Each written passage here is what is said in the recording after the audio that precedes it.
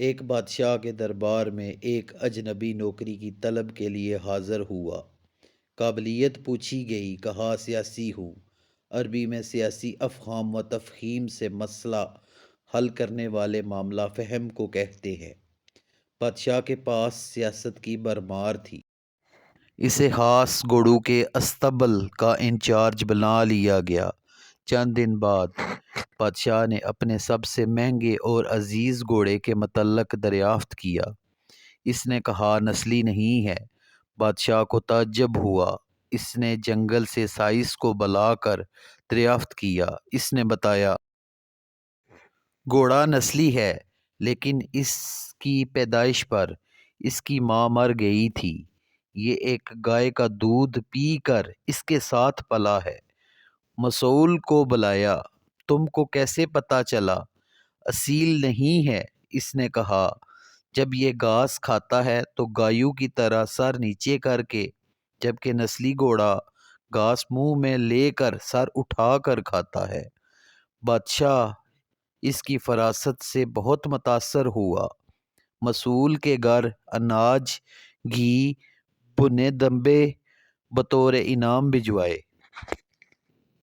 اس کے ساتھ ساتھ اسے ملکہ کے محل میں تعینات کر دیا۔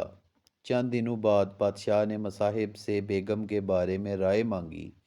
اس نے کہا طور و اطوار تو ملکہ جیسے ہیں، لیکن شہزادی نہیں ہے۔ بادشاہ کے پیروں تلے سے زمین نکل گئی۔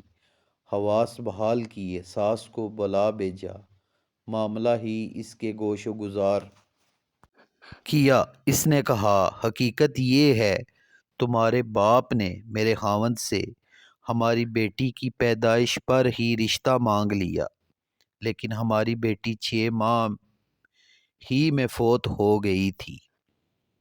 چنانچہ ہم نے تمہاری بادشاہت سے قریبی تعلقات قائم کرنے کے لیے کسی کی بچی کو اپنی بیٹی بنا لیا۔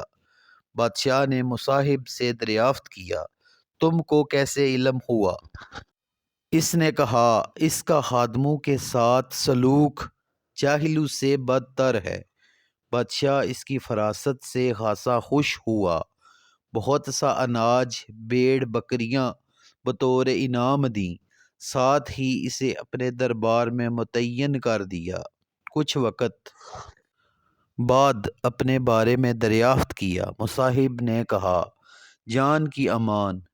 بادشاہ نے وعدہ کیا۔ اس نے کہا نہ تو تم شہزادے ہو، نہ تمہارا چال چلن بادشاہوں والا ہے۔ بادشاہ کو طوع آیا، مگر جان کی امان دے چکا تھا۔ سیدھا والدہ کے محل پہنچا۔ والدہ نے کہا یہ سچ ہے، تم ایک چرواہے کے بیٹے ہو، ہماری اولاد نہیں تھی تو تمہیں لے کر پالا۔ بادشاہ نے مصاحب کو بلایا، بتا تجھے کیسے علم ہوا؟